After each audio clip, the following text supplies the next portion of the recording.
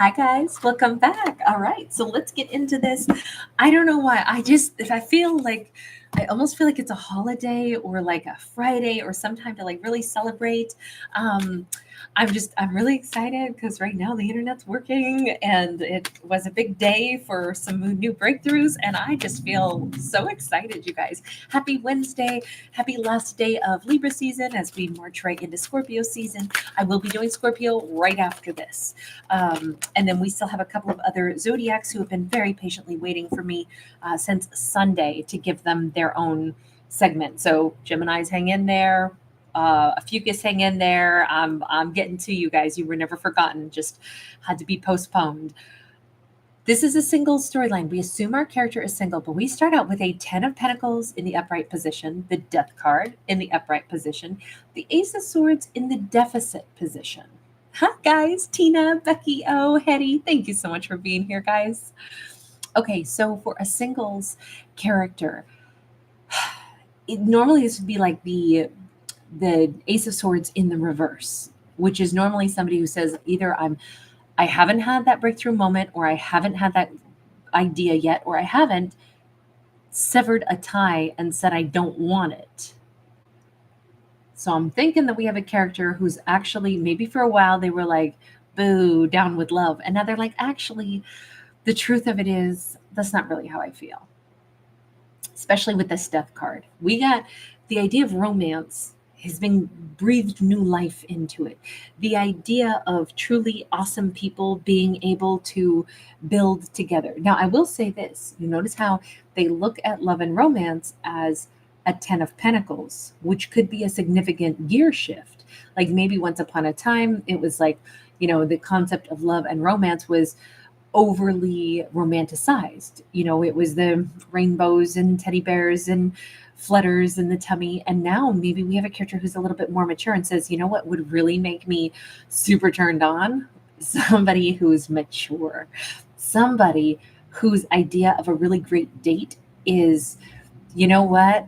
I would love to invite you into my world. I've been painting my house lately, and I would love to have a picnic, romantic picnic dinner in my house and show you the paint chip colors that I've been picking. I'd love your input. And it's like, oh my God, they want me to help pick the paint color. They're not giving me teddy bears and, fancy presents. Instead, it's like this more like mature, like serious stuff. Just for example, I'm just thinking that the stuff that a character thinks of as love and romance now, they are having like a greater sense of like hope that, wait a minute, maybe a great love story is up ahead for me, or it is out there for me, because I'm realizing that I'm turned on by a whole different stuff now. I like people more mature. I like people more like grounded. So I'm not trying to date for the sake of romance. I want to date somebody who's like, they got plans for retirement. Like that's a turn on to me now. I'm not saying this is a dull way to look at love. I'm saying they want substance instead of flowers. They want, I think that they know when you're looking for somebody that would be like, there's a lot of great people out there that are working really hard and fighting the good fight every day. And I think that's the way our character is looking at love now. Yeah, I want that partner to be in the trenches shoulder to shoulder with. And we laugh together and we put our forces together and we build our little empire together. It's not really about teddy bears and like I'll say movie version of love, but more, I really think that the realistic version of love is really out there. It doesn't mean that we'll always look good and smell good. We're going to get dirty and messy together, and we're going to work hard together, and we're going to actually pool our resources together, and we're going to lean on each other, and we're going to build something stronger because there's two of us putting our energy into the same pot. But that's the kind of love I want now. And God, that seems more realistic. It seems like my life would get easier with a partner who had the same vision of like drive and goals, and let's together make our lives easier by sharing the experience. It doesn't mean romance wouldn't be there. It just means that the foundation for a romance would be very, very different than let me date somebody who's just got, sparkly eyes and the greatest pickup lines and the sexiest swagger. We have the devil, and it's actually in well, technically this would be like in the deficit, which means the devil's been beat and we're actually like the devil got beat right out by the kind of like the temperance angel. Instead of getting hooked on something toxic and something where it's like it's passion driven, but we have no substance, and how come I can never have a happy relationship? It's like, because I'm passionate about, and I'm not saying I'm passionate about somebody's 401k. I'm not saying this has to do with money. It has to do with substance. It's not about money, but it's so much easier when we're quantifying love and what would make a successful love story. And we're saying real things would make it successful, not movie quality things. We're not going to go out on the perfect date and say, oh my gosh, our first date, they spent $450 and took me, on a yacht. I mean, that happens in the movies, right? The private helicopter flight to the top of the restaurant. If that's what we're waiting on, then we're waiting on a movie, and we better go to Hollywood and become an actor or actress, because probably most of us aren't going to get that kind of a date. And this is somebody who's like, I'm not looking for that. I'm looking for real. I'm looking for somebody, who works hard and they enjoy my company and I enjoy theirs. So we don't have somebody attached to illusions. Whomever this is, maybe this is two people who've turned their mind around about love. We have a Four of Wands in the upright position. Beautiful. And here they are sharing the burden of carrying their harvest of, I think those are supposed to be tomatoes, but I don't know. If you're doing tomatoes, first off, got to grow your garden, got to harvest your tomatoes, which usually you're picking down low, so your back's sore, and then you got to haul your potatoes, your tomatoes inside, and then you probably have to skin them, and then you probably have to de-seed them. Then you got to dice them, or you got to cook them down, or you got to turn them into something, and then you got to can them. That's a lot of work. That's not sexy. That's not the stuff you see in the movies, but this is two people doing it together. And that's the new vision of what a real Four of Wands would look like. We're going to have yummy homegrown tomatoes to eat together. Man, it's so sexy that my person wants to farm and garden with me and work at skinning tomatoes with me. No, that's not what we see in the movies, but this is what somebody thinks is valuable now. This is where their memories will be made. No wonder this person's going to have a happiness, because they're actually living in a real world, saying, you know what it takes to live and to eat and to pay for this very expensive life we all now live. It takes people coordinating and maybe relying more and more on each other and building a sincere bond and actually still enjoying the struggles together. And I just feel like this realistic idea is so much more powerful. We have an Empress in the reverse. This is somebody who's even maybe saying, I don't want to run an empire all by myself. How am I supposed to do absolutely everything? Do I get joy out of thinking that I have to just build it all by myself? I have to make enough money to afford the house, to keep my empire going, to, always be in charge of everything and have no one else in my empire? Do I really have to do that? Or do I have to feel like I'm not allowed to have a romance until I achieve all that? That's ridiculous. That's way too high a level to expect oneself to have to get to before you're like worthy of having a happy relationship. I almost think this is a person who was striving to like perfect themselves, improve themselves, thinking that I have to be X, Y, or Z before I could be in a really lovely relationship, before somebody would want to see me as the Empress. And this character is finally saying, that's a ridiculous bar to set for myself. We have the world in the reverse. It definitely, or deficit, or however we want to say it. Sorry, she's missing some clothes. That's why I got to cover her up. This is somebody who tried and failed several times and kept feeling like they might get into relationships and they would either be filled with some self-doubt, or they would choose a relationship not based off of like the less sexy but infinitely more important value system of like, hey, could I see this partner growing tomatoes with me? Would they think that that's sexy and fun to do something humble and, earthy like that? Because maybe in truth, that's the real stuff that makes life go round and round. Or have I only dated people where I pictured I had to have lots of money, they thought they had to have lots of money? Look, most of us are not going to be millionaires. That's a reality. And thinking that we have to have these flashy lifestyles before we could ever have just a really nice relationship together. So we don't go out for $150 dinners. Maybe we cook at home, and maybe we go to our favorite, food stands. And that's a really great date, that $3 hot dog on the corner stand. Like that's a sexy, fun date because we're saving money and that's so sexy. And they have such a good mind of like, let's not blow a ton of money on a $300 dinner or whatever.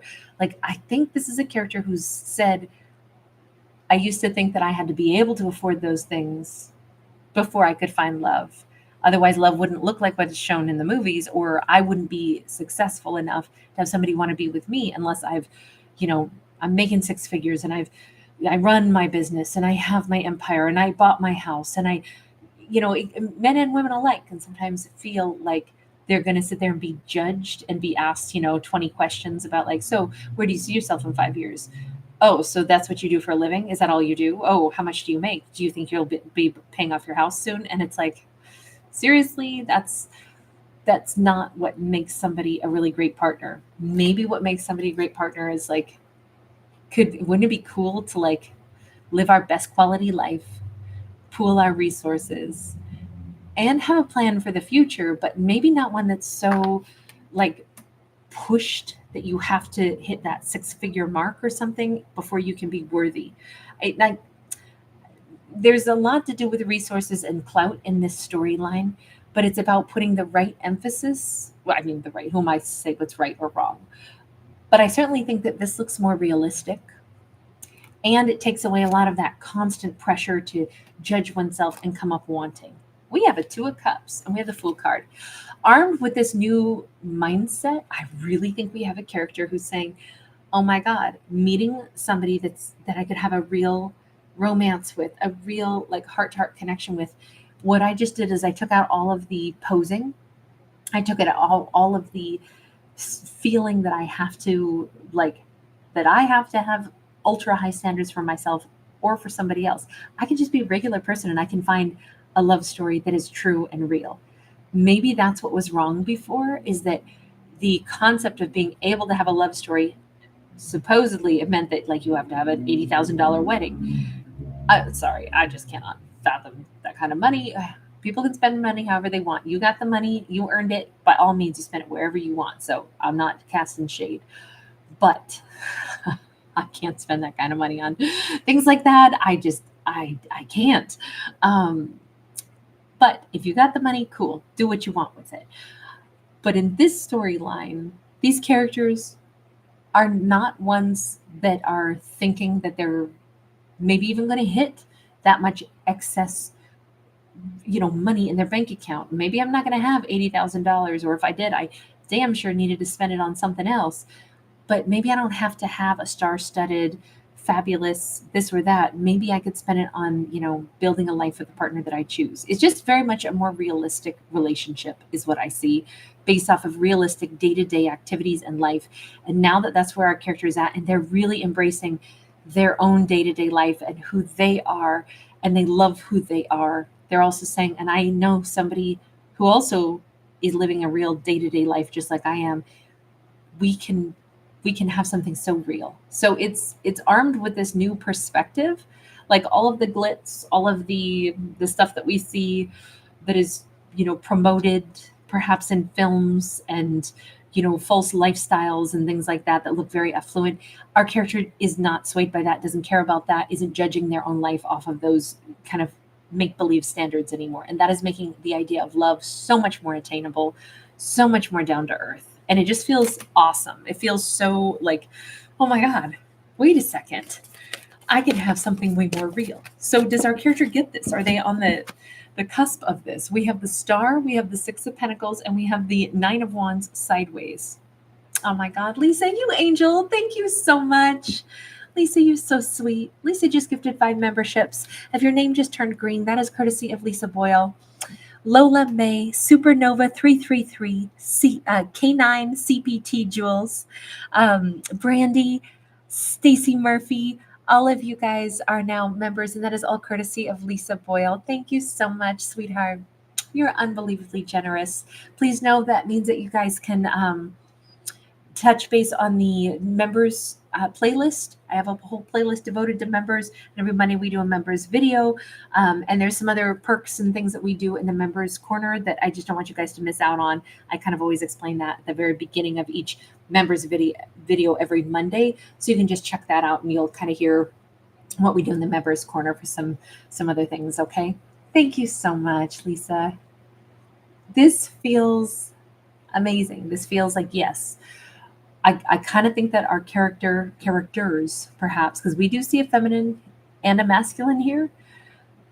I want to say that these are the kinds of wounds that masculines and feminines have been carrying. Like, God, am I ever going to be good enough for anybody?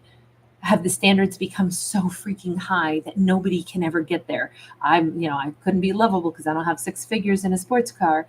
I don't have a ton of pictures of me, whatever, on like constant exotic vacations and designer clothes. I don't have all that. So I guess maybe I'm never going to be able to have love. That has been like a secret wound or worry or even frustration. Because when it seems like something that is totally unattainable is constantly put as a standard, of course it's frustrating and it can lead to false beliefs that we're always failing. And then we think we're not good enough for something as basic as love. And that is what's being like, I think, healed. We're moving beyond that. It's like, it's such a great reality check in this story. It's such a great reality check that there isn't a price tag associated with love. There isn't a moment in time where now we can be worthy, or now we could have literally like a fairy tale love story. Doesn't have to mean, ridiculous price tags. A fairy tale love story is just, we could just say the thing everybody's looking for, which is like that really true bond, but somehow it can get packaged like in the Hollywood scheme of things, where realistically it would cost way too much money to do any of the things those characters are doing. This is more realistic. And I feel like these characters have not only healed, but they're about to find what they really want. 2 people are in the same mindset, and that's why this works, because it isn't about the money. We don't need the money. It ain't even get about the bling bling. Is that Jesse J? It ain't about the, oh God, we just want to see the world dance. Forget about the price tag. I think it's called price tag. Anyway, this looks amazing. And this looks like this is the more or less the secret to how 2 people had to shift their mindset before love was going to be something that was more attainable. And they're there. They reached that point where they're there. Final message on this. We got a Queen of Swords. Sorry. We've got the Emperor. We got the 7 of Swords. And we got the 3 of Pentacles. Again, both people are seeing the flexes and the fronting for what it is. Both people are like, you know what? Maybe we can just be ourselves and we're already good enough. Maybe it's not about like standing there in our perfect polished lifestyles where everything is perfect. Maybe us bringing our real selves to the table. Yep, this is my life. I work construction, and yep, this is my life. I'm a part-time student and I'm working toward, picking up some new skills. And in the meantime, I moonlight as 3 different other side hustles. And it's like, yep, that's my real life. I'm going to go ahead and just say it. I'm going to go ahead and share, what I know I'm supposed to tell you is that I'm very wealthy and I'm a CEO of my own company, but in fact, I'm not. This is the real deal. I think this is 2 people at the point where they're just sick of the fronting anyway, for themselves, for others, and they're just being real. But what's so cool is that that's where their greatest sexiness and attractiveness actually is. This is really what's going on. This is the real me. This is a true, Queen of Swords being super upfront, and this is an Emperor not hiding anything. This is the real me. These are both hardworking, amazing people. I would say average, but nobody is average, right? We're all unique. But it's just they don't have to pretend that they're super special. The truth of it is they already are, but they also don't have to put on whatever that persona is. How nice What a lovely energy for these two. It's realness and authenticity is going to be what actually brings love in. All right, I'm going to leave this one here. You guys, thank you so much for being here. Lisa Boyle, is Moonbeam Wendy near Sedona? I love Sedona too. Isn't it gorgeous? Oh my gosh, I've been there a couple times. It was just magnificent. Very fond memories there. That's so awesome, you guys. Hi, Sydney E. Barrett. Hi, thank you for being here, babe. Hamida Bano. Thank you so much, babe. You're so sweet. Thank you, Lisa. So kind. Carrie B from me. Hola, ¿cómo estás? HS, hi, hun. Hi, Sherry. Shauna, wonderful to see you. Hi, Toady. Do you love tomato sandwiches? Do you know I've never eaten a tomato sandwich? I am not a huge tomato fan. I've had to they've had to grow on me. And I don't even particularly love a lot of like red sauces either. In small amounts, yes. But I know people who just adore like a thick slab of tomato with salt, pepper, and mayonnaise. And they think it's the greatest sandwich on earth. And I have to tell you, maybe I need to try it again. Maybe my palate will change as I keep maturing. But I've never been able to do it. So you just made me realize it's about time I give it another whirl. Nellie, hi honey. Patricia Bucator, always a pleasure. Becky O, so nice to hang with you some more tonight. Dwayne Anderson's in the house. Hi. Sam Anita, awesome to see you. I hope everybody's day has been not too stressful. I hope you guys are relaxing. Monkey Experiment, good to see you, honey. Hi, Des. Teresa Autry, Empress DC, SLH, awesome to have you. And Tina, you were first in the house. Becky O, you were second. Hetty, you were third. La Unique One, you were fourth. Teresa, you were fifth. Thank you guys so much. All right, let's get to Scorpio, shall we? And we'll probably do a Libra bonus tonight also, but since we are leaving Libra season, and I just feel like we should do a little celebration for Libra as well. But we also have, 4 zodiacs that I've got to get to. So Libra will probably be after I get to Scorpio, Gemini, Ophiuchus, and every time I say this, I forget somebody. But we have 4 zodiacs, and then we'll get to Libra, okay? All right, you guys. Lots of love. Bye for right now.